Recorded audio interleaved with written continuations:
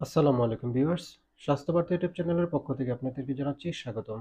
আশা করি সকলেই সুস্থ আছেন এবং ভালো আছেন। সকলের সুস্বাস্থ্য এবং দীর্ঘায়ু কামনা করে আজকের ভিডিওটি শুরু করছি।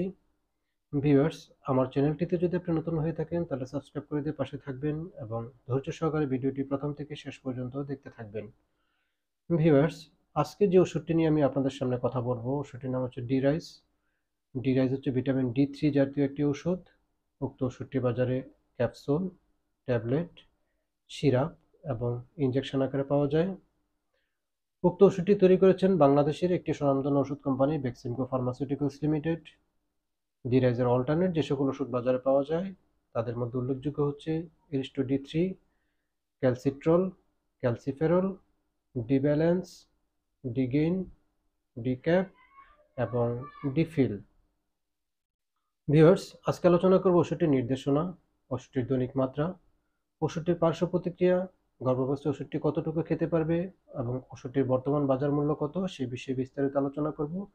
আশা করি ধৈর্য সহকারে ভিডিওটি প্রথম থেকে শেষ পর্যন্ত দেখতে থাকবেন।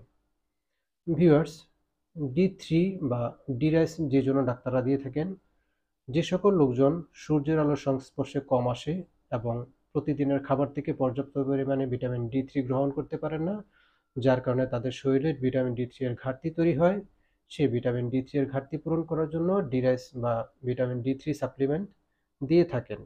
এছাড়া হাড় ক্ষয়রোধ, হাড় এবং দাঁতের মজবুত গঠন, গর্ভাবস্থায় প্রি-এক্লাম্পসিয়া প্রতিরোধে এবং স্তন্যদানকালে শিশুর পুষ্টিহীনতা দূর করার জন্য ভিটামিন ডি3 সাপ্লিমেন্ট দিয়ে থাকেন।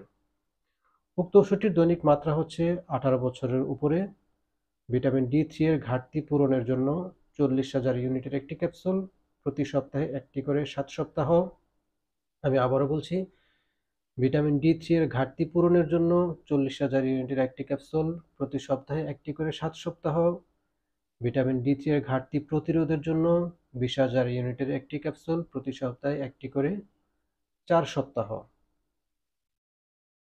12 থেকে 18 বছর এই বয়সের লোকদের জন্য ভিটামিন ডি3 এর ঘাটতি পূরণের জন্য 20,000 ইউনিটের একটি ক্যাপসুল, প্রতি 2 সপ্তাহ পর পর একটি করে, এভাবে 6 সপ্তাহ। আমি আবার বলছি, ভিটামিন ডি3 এর ঘাটতি পূরণের জন্য 20,000 ইউনিটের একটি ক্যাপসুল, প্রতি 2 সপ্তাহ পর পর একটি করে, এভাবে 6 সপ্তাহ। ভিটামিন ডি3 এর ঘাটতি প্রতিরোধের জন্য 20,000 ইউনিটের একটি ক্যাপসুল, প্রতি সপ্তাহে একটি করে 4 সপ্তাহ। গর্ভাবস্থায় উক্ত ওষুধটি প্রতিদিন 4,000 ইউনিটের এক করে খেতে পারবেন। তবে কোনো গর্ভবতী মহিলার যদি ভিটামিন ডি3 এর ঘাটতি দেখা দেয় সেক্ষেত্রে সে আরও বেশি পরিমাণে খেতে পারবেন, তবে অবশ্যই একজন ডাক্তারের পরামর্শক্রমে।